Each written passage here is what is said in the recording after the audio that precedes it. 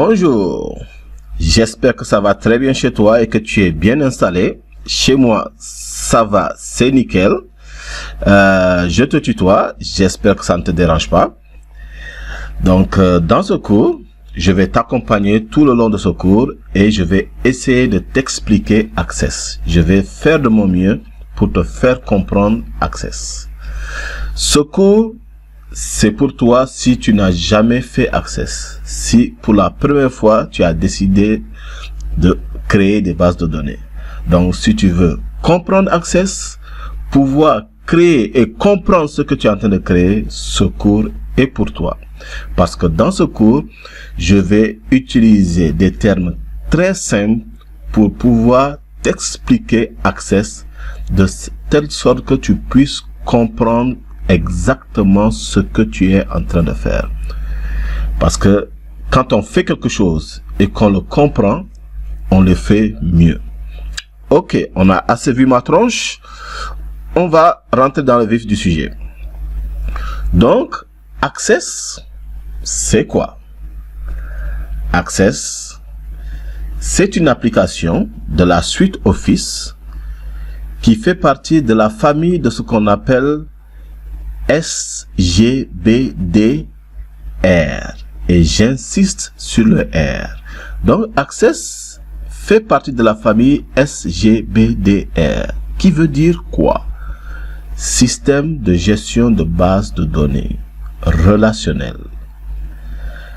Et c'est là où Access fait toute la différence. Avec Access, on va pouvoir créer des relations entre plusieurs tables. Ça va donner plus de fun, plus de fonctionnalités à notre base de données. Ok, maintenant qu'on sait Access, c'est quoi? Elle fait partie de quelle famille? Nous allons voir maintenant quels sont les éléments qu'il nous faut pour pouvoir créer une base de données. Pour créer une base de données, il nous faut certains éléments. Il y en a qui sont obligatoires, d'autres ne le sont pas. Donc, avant de créer une base de données Access, il faut obligatoirement et impérativement une table. Sans table, on n'a pas de base de données.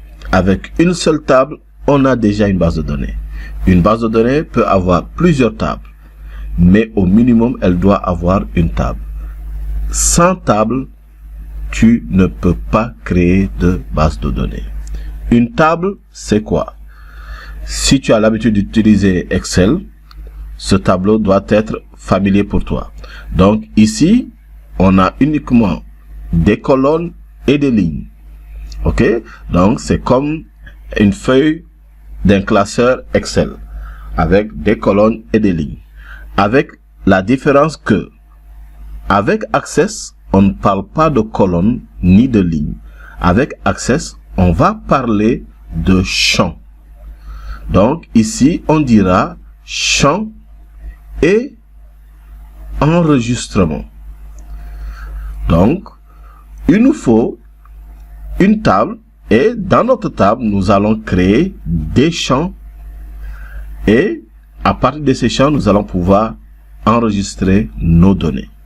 Donc, obligatoirement, pour créer une base de données, il nous faut impérativement une table.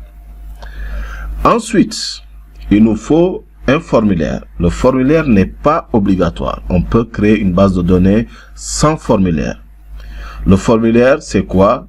C'est tout simplement un élément qui nous permet de créer une interface conviviale. Avec un formulaire, on va pouvoir créer des interfaces de saisie, de consultation, etc. On va embellir notre base de données avec le formulaire, mais elle n'est pas obligatoire, elle n'est pas importante. Ensuite, on aura la requête. La requête, quand on regarde, elle ressemble lui aussi à une feuille Excel. Donc, nous avons nos champs et nous avons nos enregistrements. À la différence que, avec la requête, on va pouvoir y ajouter des critères pour pouvoir interroger notre table. Disons que nous avons une table où on a une liste de clients et qu'on aimerait afficher uniquement les clients d'une ville donnée. Donc, on va utiliser une requête avec un critère bien défini pour demander à Access de nous afficher la liste de tel client. Donc, ce travail-là va se faire à partir de la requête. Donc, la requête, elle sert à quoi?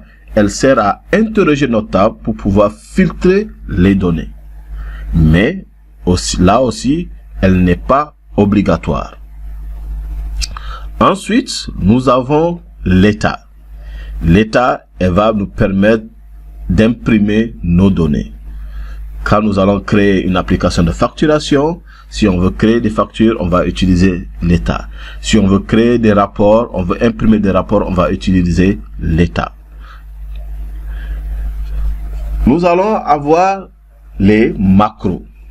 Mais vraiment, je te conseille pas d'utiliser les macros.